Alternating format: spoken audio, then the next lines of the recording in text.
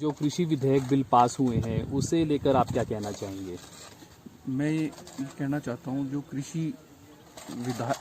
कृषि ऑर्डिनेंस पास हुए हैं, ऑर्डिनेंस जो लाए जाते हैं वो आपातकाल स्थिति में लाए जाते हैं। कोई मजबूरी हो, कोई महामारी हो, इस तरीके से लाए जाते हैं। और अब कोई ऐसी बात नहीं थी जिस तरीके से चोर दरवाजे से ये ऑर्डिनेंस लाए गए हैं, ये किसान के लिए बिल्कुल भी हितकारी नहीं है। अगर हितकारी होते तो जो मोदी सरकार है वो पूरे गाजे बाजे के साथ, ढोल नगाड़े के साथ कोई भी चीज़ लेके आती है तो धमाके के साथ लेके आती है। और ये बिल्कुल पिछले दरवाजे से साइलेंट तरीके से किसान को खात्मे के लिए लेके आए गए हैं। और WTO के दबाव में रीजनल इकोनॉमिक कम्प्रीहेंसिव पार्टनरशिप जिसमें तकरीबन 22 देश शामिल हैं जिस समझौते में, उन दबाव के तहत ये हमारे ऊपर, हिंदुस्तान के किसान के ऊपर थोपे जा रहे हैं। तो आपको लगता है कि इससे किसानों की आय बढ़ेगी? इससे किसानों की आय, जो मौजूदा आय है, बढ़ने की बजाय आधी रह जाएगी, काफ़ी कम होगी। और जिस तरीके से ये APMC कानून को, मंडीकरण कानून को तोड़ने की बात करी गई है, ये 2006 में बिहार में ये मंडियां तोड़ी गई थी। और हमारे पास बिहार का फैक्ट फिगर डाटा स्टैटिक्स है। 2006 के बाद बिहार के जो किसान और मजदूर की हालत है वो बद से बदतर हुई है। और मैं ये कहना चाहूँगा आपके माध्यम से, जो ये कानून हरियाणा और पंजाब में इसका बहुत दुष्परिणाम, दूरगामी दुष्परिणाम देखने को मिलेंगे और बड़ी जल्दी ये दुष्परिणाम सामने आएंगे। तो कृषि क्षेत्र में प्राइवेट निवेश को लेकर आप क्या कहना चाहेंगे?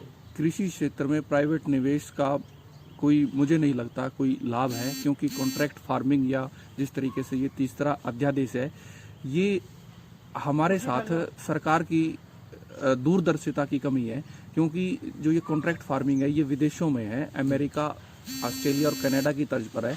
वहाँ की जोत बड़ी है, वहाँ तो 5-5 हज़ार एकड़ का किसान है। तो में जो कृषि है वो उद्योग है, बिजनेस है, और यहाँ जीवन यापन का एक साधन है। और ये तो है तीसरे अध्यादेश कॉन्ट्रैक्ट फार्मिंग की बात। और जो हमारा पहला अध्यादेश है APMC एक्ट तोड़ने वाला, वो बीमारू स्टेट्स हैं, जो बिहार और उड़ीसा जो स्टेट हैं, उसकी तर्ज पर ये यहाँ तोड़ा जा रहा है। जैसे उनके हाल है हम उनके बराबर आ जाएंगे। हम डेवलपिंग स्टेट से बैकवर्ड स्टेट की तरफ जाएंगे। तो आपको लगता है कि प्राइवेट निवेश से किसानों को कोई लाभ मिलेगा? मुझे नहीं लगता प्राइवेट निवेश से। हमारा तो ये नारा है, कॉरपोरेट भगाओ और खेती बचाओ। जैसे जैसे कॉरपोरेट खेती पे हैवी होगा तो किसानों का नुकसान होगा और किसान अपनी जमीन पे ही बंधुआ मजदूर बनकर रह जाएंगे। और हर तरीके से किसान उनका गुलाम बन के रहेगा। और ये एक खेती का निजीकरण है। जिस तरीके से मोदी जी ने 26 के करीब कंपनियां बेच दी हैं, जैसे जियो आया था, जियो के बाद BSNL बिल्कुल ठप हो गया, उसी तरीके से ये निजीकरण है खेती का।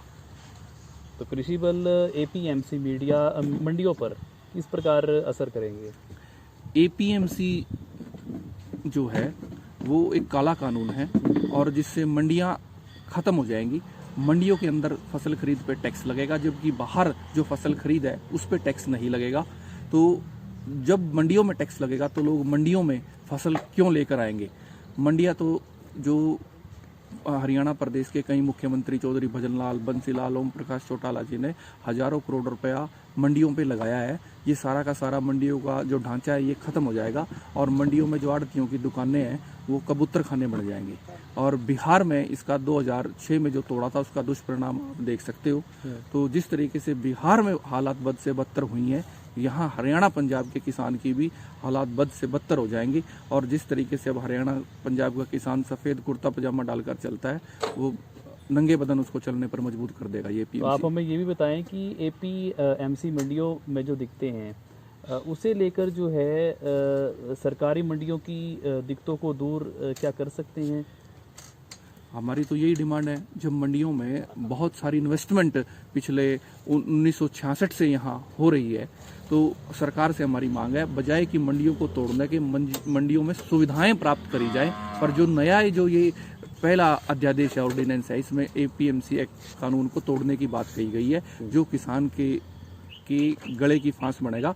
और जो किसान की आमदनी है वो भी घटेगी, और किसान की आत्महत्याएं जो हैं वो कई गुना ज़्यादा बढ़ जाएंगी।